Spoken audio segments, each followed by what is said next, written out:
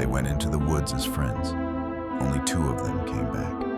What police uncovered wasn't an accident, and it wasn't a stranger. It was jealousy, and it was betrayal. This is the story of Jake, Paul, and Chris, and a hunting trip that ended in murder. Jake, Paul, and Chris had known each other most of their lives. They grew up in the same town, shared the same classrooms, spent weekends hunting, drinking, and talking about the future. But only one of them was moving forward. Jake had the job everyone wanted, the new truck, the upcoming wedding. Paul and Chris stayed behind, watching his life change while theirs stayed the same. They told themselves they were happy for him, but envy doesn't always speak out loud. Sometimes it waits. The hunting trip was Jake's idea. Just us, he said, like old times. A cabin deep in the forest, no phone signal, no witnesses. The drive was quiet. Jake talked about his future. Paul stared out the window. Chris focused on the road. No one argued. But the silence said enough. By the second day, the mood had shifted. Paul started drinking early. Chris barely spoke. Jake stayed upbeat, laughing, joking, unaware of how his success sounded to ears filled with resentment. That afternoon, they split up to hunt separately. They agreed to meet back at the cabin before dark. Jake headed north, alone. When night fell, Jake didn't return. Paul brushed it off.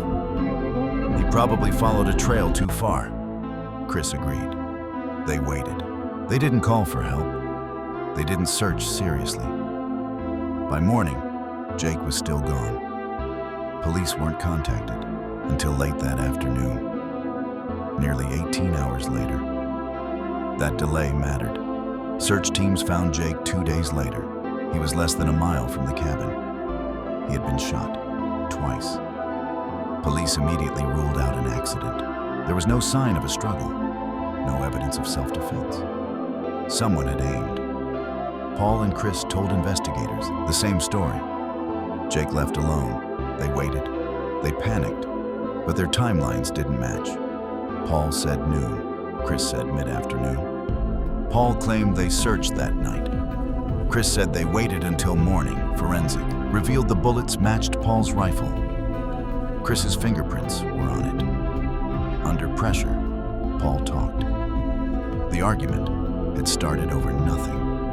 Money, success. Jake thinking he was better. Voices were raised. Tempers flared. Chris picked up the rifle.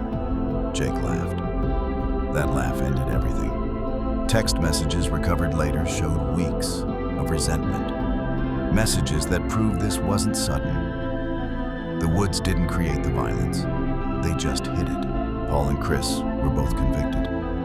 Not just of murder, but of betraying someone who trusted them. Jake went into the woods with friends. He never knew they had already turned against him. And sometimes, the most dangerous thing in the forest isn't what's hiding in the dark. It's who's standing right beside you.